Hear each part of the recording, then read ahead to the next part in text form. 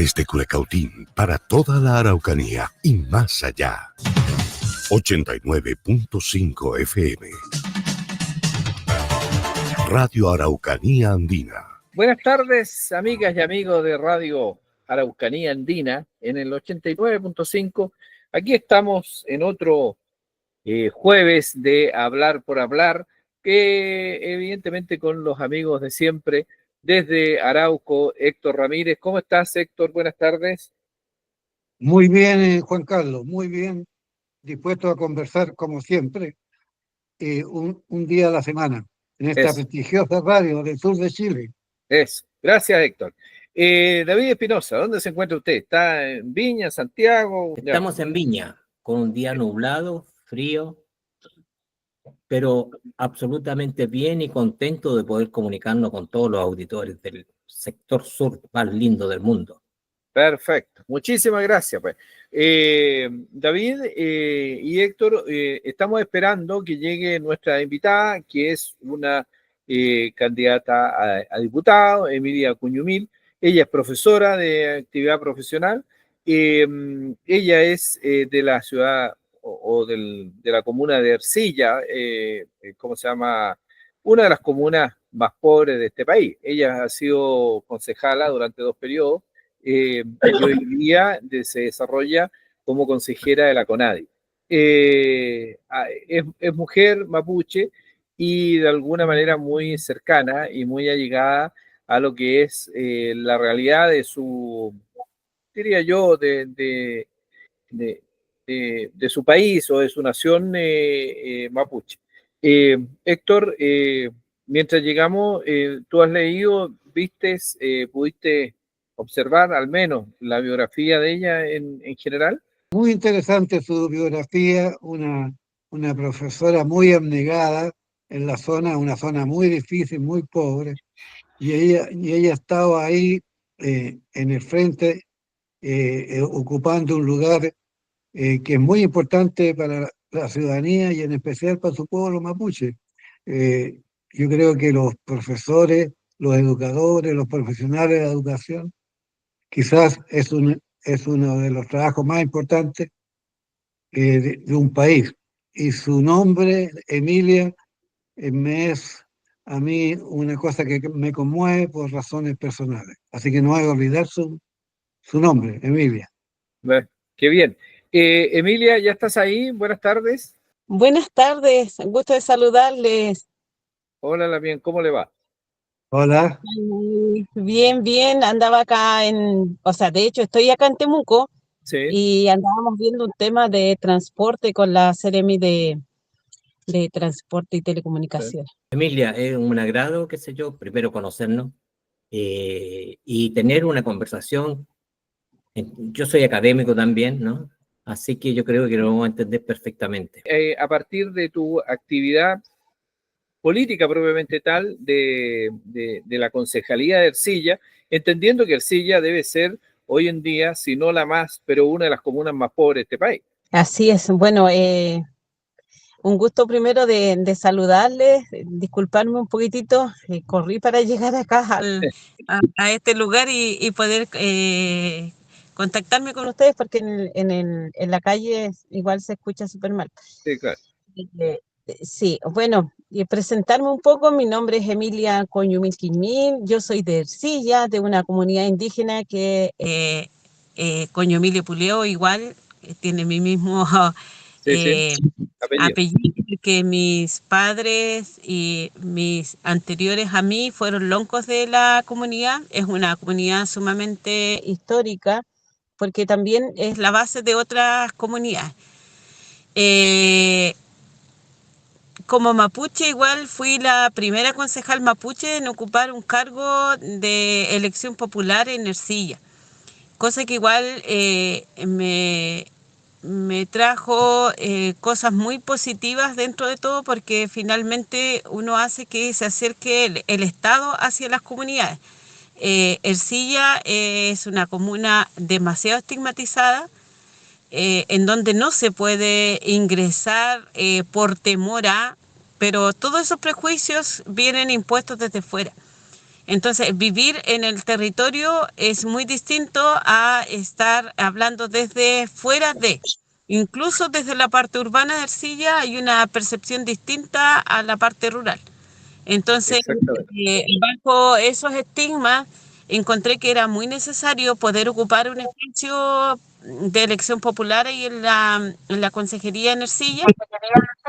Y ahí, bueno, en el primer periodo obtuve la segunda mayoría y tuve que trabajar harto, como siempre, porque como mapuche igual nos toca siempre dar la vuelta larga y también tenemos ese estigma de inferioridad. ¿Qué significa eso? Que nosotros como mapuche tenemos que demostrar a la sociedad que sí somos capaces. Y cosa que no lo hace otro que no mapuche. O sea, partiendo desde eso, nosotros siempre hemos tenido que trabajar como el doble, porque finalmente uno se da cuenta que uno como mapuche logró traspasar al otro lado. Sin embargo, el otro no es capaz de bajar o de traspasar a la otra parte. Entonces, eso de empatía no se da muy bien porque la empatía, ¿cierto?, tiene que ver de colocarse en el lugar del otro. Exacto. Pero cuando nos colocamos en el lugar del otro, es de una mirada distinta y quizás con una idea distinta de empatía, ¿ya? Entonces, vivir, como les digo acá, en este territorio y llevar o ponerme en el lugar del otro, es para mí como un tema súper complejo mirado desde mi lado, mirado desde este otro lado, porque yo me tengo que colocar en el lugar de Claro. los demás, de las demás personas que viven en el territorio. Entonces, como les decía, fue complejo. Tuve la segunda mayoría, no estaba bien inmiscuida en política, sino más bien veía las necesidades de la comunidad. En este caso, siendo profesora, me doy cuenta igual de todas las falencias, de el no tener acceso a que los estudiantes llegaran al colegio, que nadie se preocupaba de eso, podían faltar una semana porque el furgón no alcanzaba a llegar y nadie dice nada al respecto. Entonces, por ahí también nace esta inquietud de poder ir a la concejalía y buscar todas las herramientas posibles para que los caminos, la conectividad pudiese llegar y enfocada principalmente en educación, para que los estudiantes pudieran llegar y así finalmente no pudieran adquirir todos los aprendizajes y conocimientos necesarios de acuerdo a las etapas que se van viviendo. En el segundo periodo de concejalía, ahí saqué la primera mayoría. Ah. Y ahí también siempre con este doble trabajo porque por un lado me transformé como en una vendida al sistema y por otro lado muy mapuchista para mis cosas. Entonces había que lidiar con ambas cosas, pero sí yo creo que la gente se dio cuenta, tanto mapuche como no mapuche, que era necesario tener una representación en la concejalía. Y eso varios también me empujaron a que fuera a la alcaldía, porque también vieron que todo se trabajaba desde las bases. Nosotros trabajamos con los dirigentes, íbamos a tocar puertas con los dirigentes, nunca sola. Entonces, como que ahí, a partir de esta concejalía, se fueron abriendo puertas. Y tocamos muchas, muchas, muchas puertas porque el Estado no quería ingresar en comunas tan emblemáticas como Ercilla. Y finalmente se está haciendo un trabajo y un avance ahí bastante significativo para nosotros porque creemos que sembramos algo que ahora se está viendo, en el fondo se está cosechando esos frutos de tanto diálogo, pero de que falta mucho todavía por hacer, mucho, mucho. Nosotros ahora estuvimos en una reunión y ahí nos decían que no se quiere invertir en Malleco, que no se quiere invertir en la gente del campo.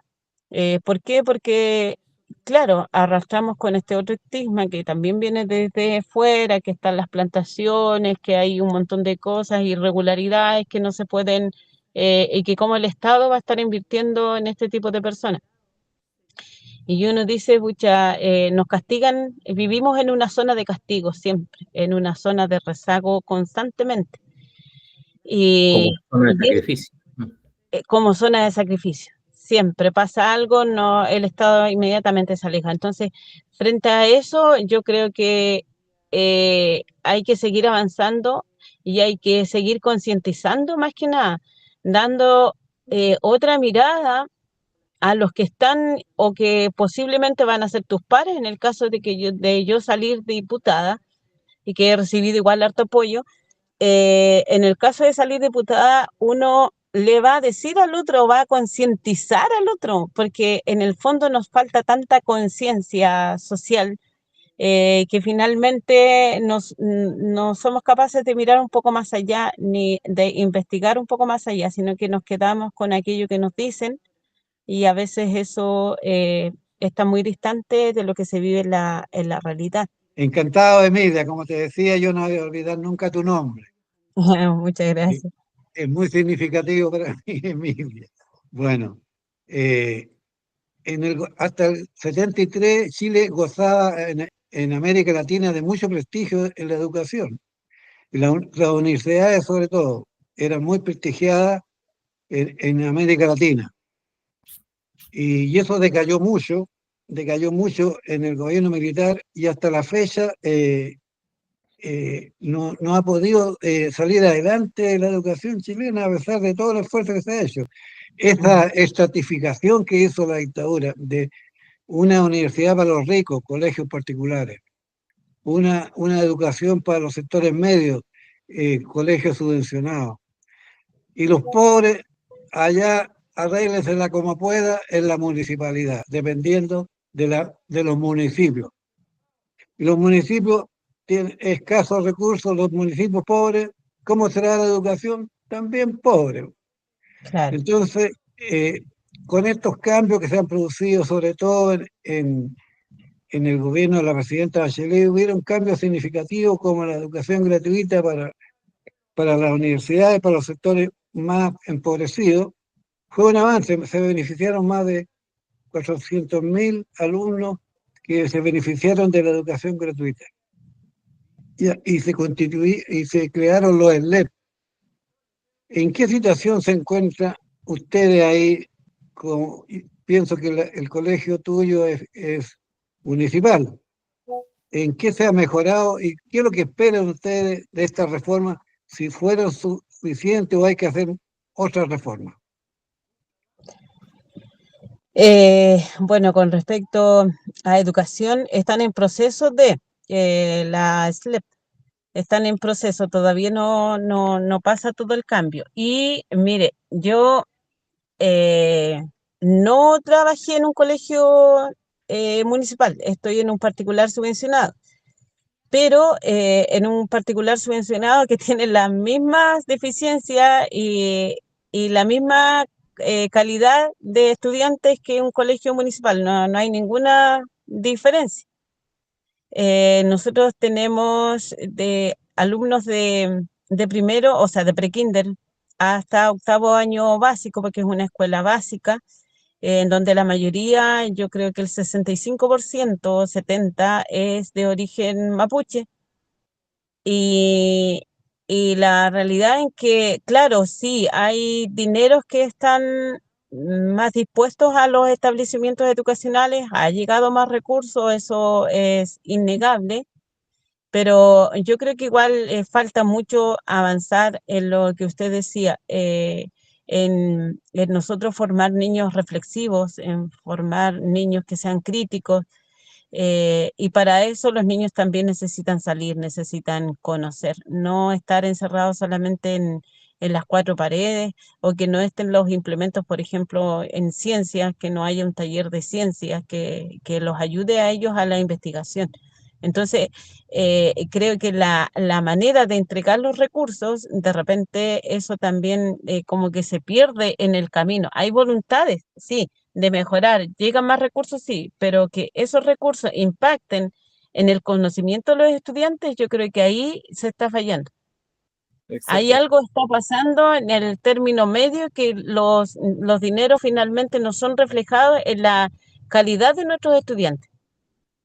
Entonces, Exactamente. claro, entonces uno dice, claro, falta supervisión, falta que los dineros realmente, sobre todo en colegios particulares, no se queden en los dueños de los colegios, sino que más bien todo eso se invierta en mejorar la educación de los niños.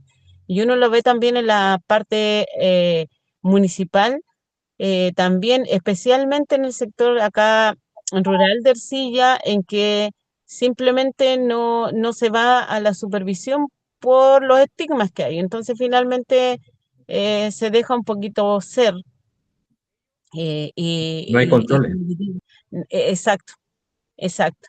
Y los que controlan a veces también no son las personas más idóneas. No hay idóneo. Entonces uno dice, ¿cómo poder hacer que estos recursos realmente estén al alcance de los niños que son más necesitados?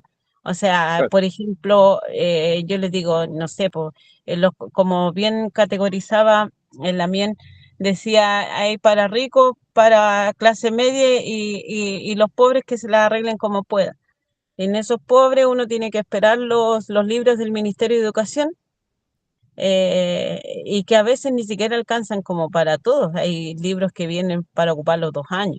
Claro. Entonces uno dice, pero ¿cómo puede ser esto? O los libros llegan muy desfasados. Entonces Claro. es como, no sé, pues nosotros que hacemos lengua indígena en nuestra escuela, llegan igual libros, pero llegan a final de año o llegan a mitad de año. Claro. Entonces queda todo un periodo. ¿Quién supervisa eso? ¿Quién vela por eso? Entonces, Exactamente. que las cosas se hagan bien, eh, eso falta todavía, falta más fiscalización en el sentido de que los recursos tienen que llegar específicamente enfocados a los niños. Claro. Con la jornada escolar completa, en donde los niños deberían ser felices en el colegio, finalmente siento que cada vez va apuntado dentro del currículum que estén más enfocados a adquirir conocimientos como de lugar, pero sin la práctica de esos conocimientos que se van adquiriendo. Exactamente. Emilia, déjame decirle tanto a David como a Héctor que el tema de la provincia de Malleco y la pobreza de la provincia de Malleco, teniendo tantos recursos naturales, se debe a que nosotros tenemos una doble o una triple, pero básicamente quedémonos en una doble dependencia. Nosotros, por ser provincianos, tenemos el centralismo de Santiago en relación a las provincias, eso es uno. Y luego tenemos aquí en la Araucanía el centralismo de Cautín en relación a Malleco. O sea, es decir, el 20% de la inversión pública llega a Malleco y el 80% está en Cautín, que la capital es Temuco. Y claro, y ahí pasa lo que dice Emilia. Pues, o sea, Emilia no está inventando ninguna rueda, eso es así, y ha sido así, no de hoy día, y lo más probable es que siga así. Cuando ella dice que no se quiere invertir en Malleco, es exactamente la verdad. Tenemos no solo tenemos que descentralizar el poder, pero también tenemos que que se desconcentre, que las decisiones las podamos tomar nosotros también. Y ese es un tema. David. Hola, mira, primero que todo, primero me congratulo de poder conversar contigo porque eres profesora, mujer, mapuche, y vaya que debe ser difícil en este país tan machista, ¿no? Pero entrando en materia, yo hablo siempre de lo que es la movilidad social. Todos los proyectos políticos e ideológicos tienden a eso, ¿no? Y para mí el éxito se mide cuánta movilidad social hay dentro de un periodo de tiempo. Y la pregunta va dirigida hasta a tu zona. ¿Existe la movilidad social? ¿Se instrumentaliza? ¿Se mide? Por lo que veo, se miden muy pocas cosas, se controlan muy pocas cosas, ¿no? Parece una zona de sacrificio, como lo hablaban.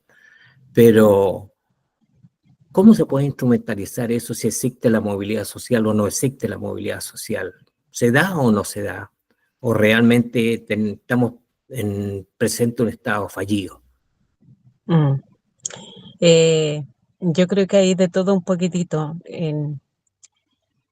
porque acá el que se moviliza en realidad es el mapuche, y por una demanda súper justa, histórica, pero que a su vez eso trae coletazos porque el Estado se aparta y se aparta de Malleco. O sea, aquí mapuche y no mapuche se ven afectados dentro del territorio. Entonces yo digo, bueno, ¿quién manda y quién fiscaliza que las cosas se hagan? Por ejemplo, así un ejemplo bastante concreto. En Ercilla, eh, hacia una comunidad se iba a desratizar una posta rural.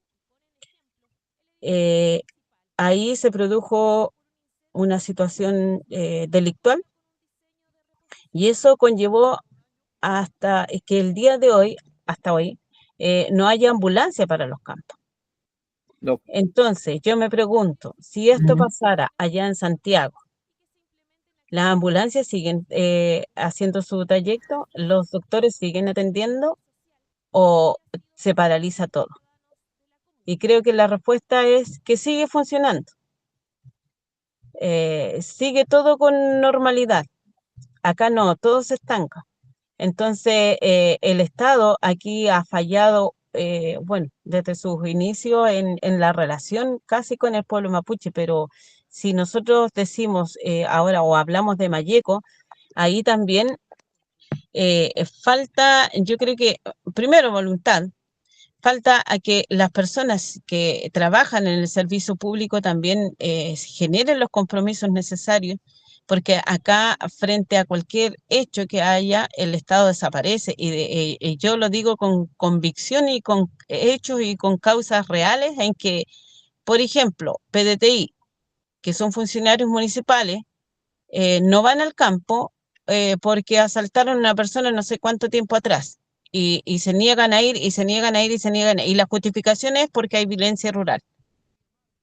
No se han construido viviendas en Ercilla un montón de años. ¿Por qué? Porque ninguna EGES quiere venir, el Ministerio de Vivienda no quiere invertir en zonas en donde las EGES no pueden entrar. Entonces, retraso en vivienda. Vialidad no quiere ingresar porque hay una zona de conflicto y ellos no entran si no va a Carabineros. Y Vialidad se supone que tiene que hacerle mantenimiento a los caminos, claro. pero entonces esas excusas están como para Mayeco y eso ha hecho finalmente que el Estado esté invirtiendo más en Cautín que en Mayeco, porque en Cautín obviamente hay empresas, hay consultoras, hay ejes que quieren trabajar y que se les es más fácil, por lo tanto se gastan igual los recursos, pero se gastan solamente en la zona, entre comillas, en la que yo puedo trabajar. Entonces hay una negatividad enorme frente a Mayeco y sigue siendo esta zona la zona de sacrificio.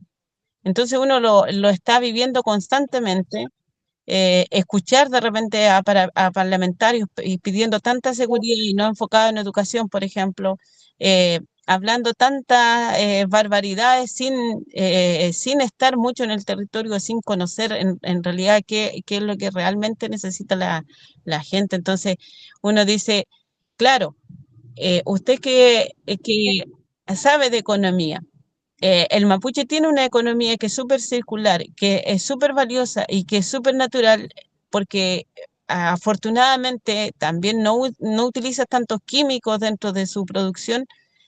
Nosotros esa producción se lleva a las ciudades, en este caso del campo pasan al pueblo.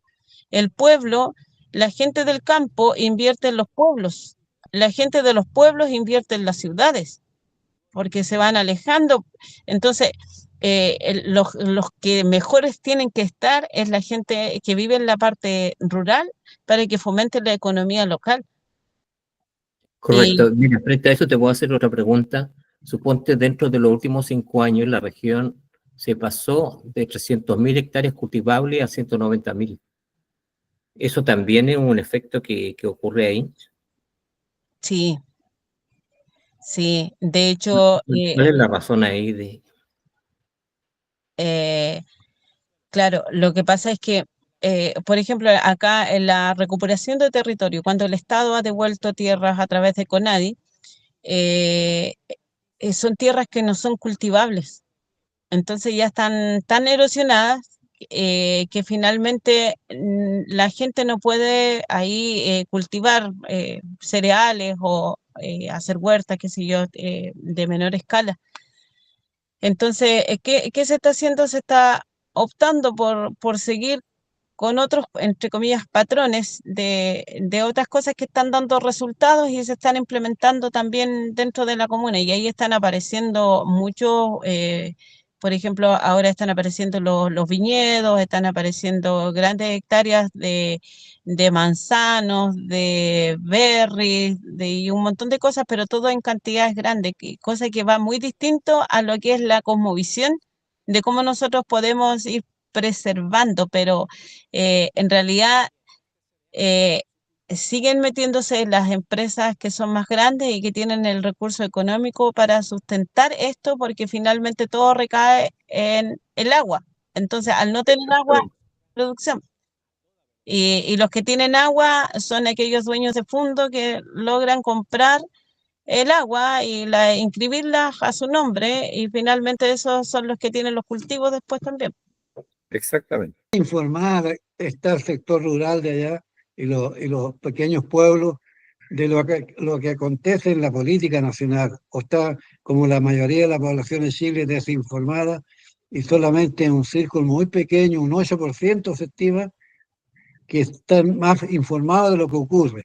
Te pregunto esto porque hay una propuesta del candidato Kast de derecha que es muy grave, está en su programa, que quiere hacer un cambio y dejar sin financiamiento la ley que se aprobó recientemente, el acuerdo previsional que mejora las pensiones de millones de jubilados. Y esa ley tiene un 1,5% que se dice que es un autopréstamo. Está dentro del financiamiento de la ley. Y esa ley la quiere echar abajo el candidato Kast, ¿ya? Y dice, chao préstamo. Y eso queda desfinanciado de inmediato a la ley, ¿ya? Ese es un pilar fundamental de la ley, el 1,5, y él la quiere derogar y plantea una demagogia que el Estado le va a financiar esa parte y ellos plantean que además le van a quitar 6.000 millones de dólares al Estado. Entonces, ¿de dónde va a financiar la pensión? O sea, es muy grave esa propuesta. Yo no sé si la gente está informada de eso. Mire, volvemos a la educación. Y nosotros igual tenemos que hacernos mea culpa. Eh, y tenemos que ir trabajando también en eso, porque nunca es tarde, nunca es tarde. Entonces, ¿qué es lo que tenemos que hacer cuando uno empieza ya más en el ámbito político? Se da cuenta que está muy, pero muy desinformado, especialmente en nuestro territorio. Hay mucha desinformación y lo que nos llega de información nos llega a través de la televisión, y que pocos se dan cuenta que eso está todo, ¿cierto? Ya manipulado, por así decirlo. Se sabe, pero no hay claridad en eso. Entonces la gente, el acceso que la gente tiene en el campo, la gente tiene en las comunidades, es la televisión. En nuestros medios de comunicación que nosotros tenemos. Y aparte de eso, la conectividad como que es súper mala en cuanto a teléfono y todo. Pero sí, igual creo que hay un poco de esperanza, porque si bien es cierto, con lo que usted decía, con el haber tenido un porcentaje de gratuidad para nuestros estudiantes, ha hecho que también ellos puedan entrar en otro círculo. Y eso hace que ellos también descubran otros caminos y por lo tanto tienen más conocimiento de lo que está sucediendo en realidad. Y eso ha ido como un poco marcando la diferencia. Entonces, yo digo, la esperanza igual está un poco en nuestros jóvenes que puedan transmitir estos conocimientos a la gente adulta de lo que está pasando. Porque muchas veces, como les digo, no tienen información que llega a través de WhatsApp o que llega a través de las redes sociales, que es una información más creíble o que te da para pensar un poco más y que no está direccionada. Entonces, eso ha hecho, y que lo veo como muy positivo, hay que nuestros jóvenes también hay un porcentaje de que está teniendo un poco más de conciencia. Y eso también habla un poco más de esperanza para nosotros. Nosotros, en el estudio, por ejemplo, que hay desde Ercilla, la mayor cantidad de población es joven. y después esta pirámide baja a los adultos. Entonces, yo digo, claro, aquí hay un foco especial que nosotros también, de acuerdo a eso, hay que tomar las políticas públicas para trabajar con jóvenes. Por lo menos en Ercilla. Ahora, en otras comunas no sé cuál es el porcentaje, pero sí en Ercilla, de acuerdo al último censo, aparece como es. Entonces, uno dice, claro, sí es importante fortalecer a los jóvenes para que ellos también sean transformadores en sus comunidades y en su gente y en su familia. Y lo han hecho, o sea, por eso de repente, por eso también el movimiento mapuche también de alguna forma ha percutado tanto en estos espacios porque los mismos jóvenes están haciendo conciencias en sus padres. Y eso está haciendo que cambie, que va a ser un proceso lento, sí, pero hay algunas cosas más significativas. Y lo digo porque dentro de los últimos votaciones que han habido, igual ha habido un cambio más significativo en el sentido, por ejemplo, que el mapuche está votando por mapuche y eso se ve en el voto verde de acuerdo a la cantidad y eso es súper positivo. Y también hay una inclinación. Lo que sí desfavorece de repente las creencias religiosas. Eso, en eso igual yo creo que ahí nosotros en este caso como mapuches también tenemos que el lado espiritual trabajarlo de tal forma que no tampoco perdamos nuestro horizonte, no perdamos nuestra esencia como Emilia, mapuche, no como otra creencia Emilia, religiosa. eso. Muy bien. Hablemos un poco del diagnóstico que tienes tú y las propuestas que pudiésemos tener respecto de cómo se llama, de que tú ofreces respecto de lo que se ve.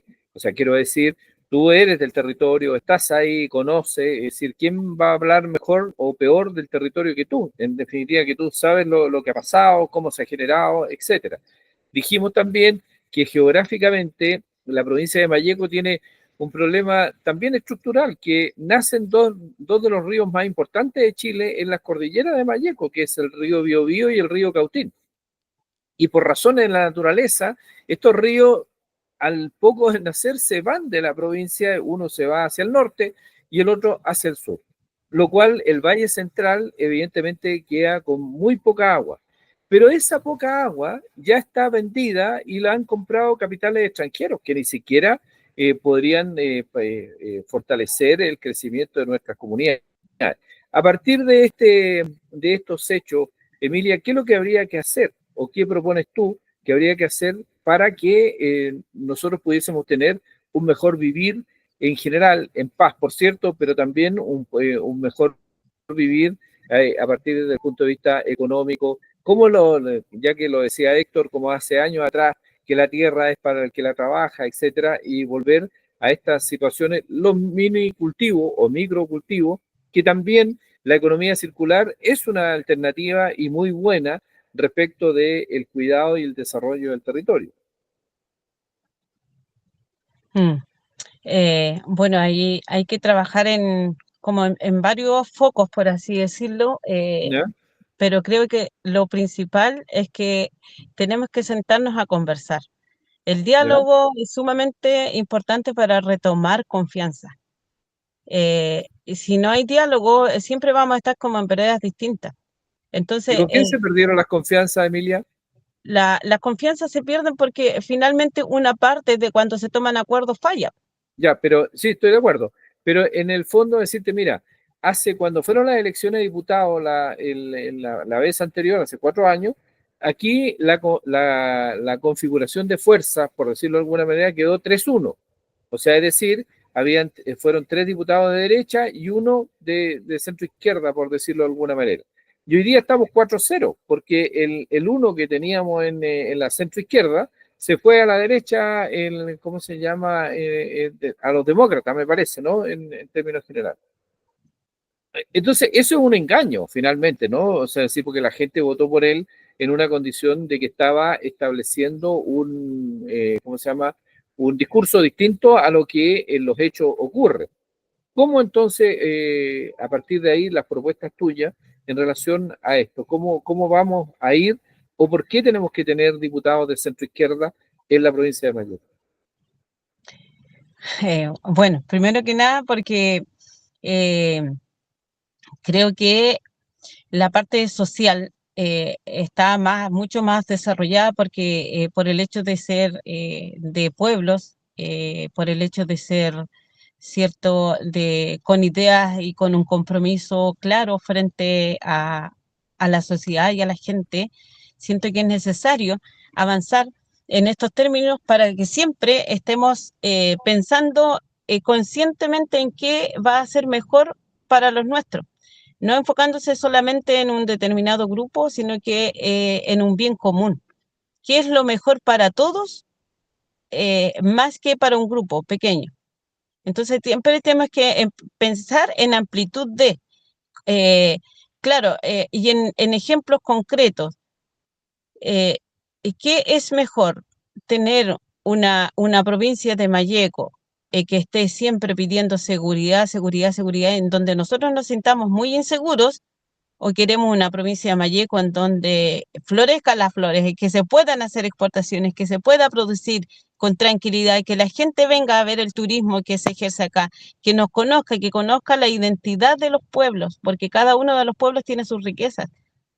Entonces, Exactamente. ¿cómo nosotros convivimos en un mundo en donde sí hay diferencias, sí somos distintos, pero cómo nosotros congeniamos en eso? Y para eso le decía yo que es muy importante el diálogo. Trabajar desde la paz y de la seguridad que tanto quieren, también depende de nosotros, de cada uno de nosotros.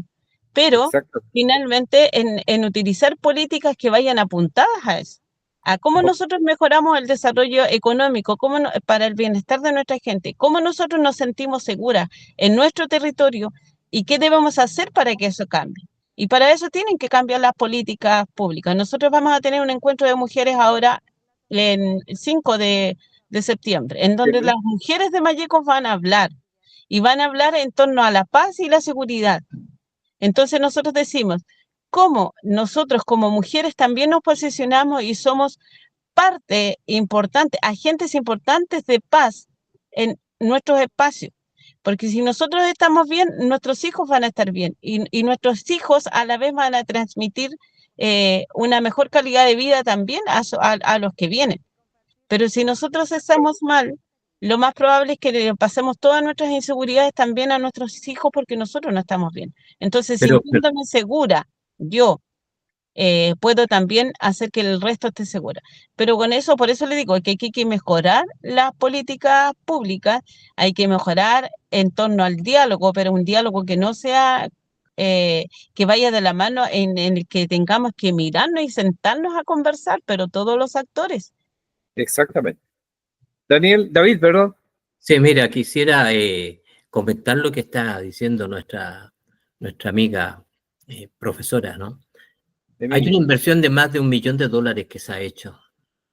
Y el nuevo proyecto, qué sé yo, que presentó el gobierno, habla de 4.000 millones de inversión. Pero por lo que conversamos y lo que se ve en las cifras, por ejemplo, de la pobreza, aparentemente ahí hay un Estado fallido. Ahora, el punto es cómo se organiza la gente, cómo está organizada. Y yo tengo una reflexión especial en este sentido. ¿Cuál es la mentalidad del mapuche? Porque todas las políticas que uno espera del Estado hacen replicar la pobreza, hacen replicar la miseria, la discriminación y todo lo que lleva. No hay políticas que hagan un quiebre, ¿no?, de la tendencia horizontal y mala y quizás en declive. No hay un sistema productivo que sea mayor. Suponte si las hectáreas, qué sé yo, planteadas disminuyen a casi la mitad, ¿no?, por la razón que sea. Hay algo que no está funcionando bien, pero no está funcionando bien del Estado, pero a veces del Estado no hay que esperar mucho. ¿Cómo se organiza la comunidad ahí? ¿Cómo está? Por ejemplo, ¿por qué no gritan en alguna medida? Porque debe ser un problema de todo, ¿no? De que los libros, por ejemplo, no llegan a tiempo, llegan a fin de año. O sea, es un Estado fallido en eso. ¿Cómo se lucha, se organiza para que ese Estado no sea fallido? Claro, claro, lo que dice usted desde como del paternalismo, Absolutamente. siempre, claro, claro, siempre como están persiguiendo lo poco en función de cubrir una necesidad como inmediata. Y nosotros, ¿cómo podemos pensar como en la autonomía que nos lleve a nosotros a decidir en qué se invierten nuestros propios recursos? Exacto. Entonces, acá Malleco, si bien es cierto, tiene mucho potencial económico, mucho turismo, hay muchas cosas que nos juegan a favor, pero ¿cómo nosotros somos partícipes de eso? ¿Cómo, y qué podríamos hacer? La pregunta, ¿qué podríamos hacer, por ejemplo, con nuestros parques? Que nosotros también tengamos derecho a ser parte de la administración de todo esto, de cómo nosotros también podemos aportar al cuidado de esta protección de los parques. Siendo cierto copartícipes de la función de ellos. Entonces, y ahí estamos hablando un poco de equidad, de cómo nosotros somos parte de para poder transformar y no esperar una pequeña solución o estas parches que van colocando o migajas del Estado que dicen algunos que de cierta forma hay razón en el decir, siempre estamos como esperando migajas y en este estado paternalista. Entonces nosotros tenemos que plantearnos de tal forma de que nosotros también tengamos ciertas autonomías dentro de la región, no sé, las forestales que paguen impuestos en la región, que no se ve reflejado. Y así, así como se hace un royalty con las mineras, que también sea un royalty de la forestal, en donde nosotros también tengamos parte en ello y nosotros seamos capaces de decir, mire, queremos invertir en esta otra cosa para desarrollarnos económicamente. Entonces, yo creo que por ahí hay que apuntar a las políticas para dejar un poco el paternalismo también, en que nosotros seamos capaces de ser parte de el negocio, por así decirlo, ser parte del, no Héctor, solamente una mirada desde fuera y que otros decidan. eso. Es por Héctor eso Ramírez, es tan importante Sí, estar dentro de los espacios públicos. sí, mira, a mí me sigue preocupando estos dos candidatos que han planteado un recorte muy significativo del presupuesto para derechos sociales. Tanto la candidata Matei como el candidato Kass coinciden en que van a recortar una cantidad enorme, 6.000 millones de pesos de los derechos sociales para la gente más humilde, la que más necesita esos recortes. Y más encima, plantean disminuir los impuestos al 1% más rico de la población. Esas grandes empresas exportadoras, esas grandes empresas que trabajan en base a su contratación, donde se pagan bajos salarios, y ellos han ganado mucha, pero mucha plata, y más encima se forran todos los meses con las platas de la AFP, que son de los trabajadores, y jamás la devuelven en una pensión indigna, 40.000 pesos promedio, las pensiones que están dando la AFP, y el resto las da el Estado, y a ese Estado le quieren quitar recursos. Yo creo que es muy grave lo que están planteando Matei y Kass. No quieren sacar ni un peso de la AFP, que el Estado pague las pensiones. El Estado está pagando un 70% de las pensiones y le quieren quitar recursos y disminuir los impuestos a los más ricos al 1%. ¿De dónde van a sacar los exacto. recursos para financiar las leyes sociales que existen? Yo pienso que eso es muy grave.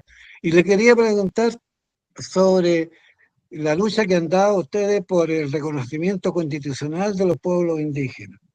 Y yo creo que eso es importante, hacer difusión de aquello, porque pienso que lo beneficiaría al pueblo mapuche en la educación, en la identidad, en todas esas cosas que son importantes para que las leyes se guíen por esa constitución donde se les reconoce la identidad del pueblo. En la vida cotidiana, ¿usted qué cree que va a ayudar ese reconocimiento de los pueblos mapuches? que quienes se oponen son los mismos dueños que le quitaron las tierras a los mapuches, los usurpadores. Hay un libro de un profesor de la Universidad Católica que escribió sobre la usurpación de las tierras. Está muy detallado cómo engañaron y manipularon al pueblo mapuche, y después en el gobierno de la dictadura militar también le quitaron tierra para plantaciones a cientos de mapuches. ¿Ya? Esa era la consulta sobre la vida cotidiana, cómo se reflejaría el reconocimiento constitucional de los pueblos, el pueblo mapuche. Es que al estar reconocido también adquirimos derechos y esos derechos nos llevan, ¿cierto?, obviamente a mejorar muchas de las políticas que hoy están, porque hoy día están solamente como, entre comillas, reconocidos por el Estado y cada vez como que va reconociendo más. Tenemos a nuestro favor la ley indígena, el convenio 169 de la OIT, y que también he escuchado a algunos personeros de derecha decir que también quieren sacar la ley indígena, quitarla, y que es una de las cosas que el pueblo mapuche en el fondo fue buscando como esta herramienta para estar un paso más arriba. Creo que el otro paso, y que el presidente en este caso igual está consciente de eso, que hay que reconocer a los pueblos indígenas de Chile. Y teniendo ese reconocimiento, nosotros también tenemos que, obviamente, buscar políticas que nos vayan beneficiando. Yo hace un tiempo atrás estuve en Colombia, y en Colombia sí están reconocidos los pueblos originarios.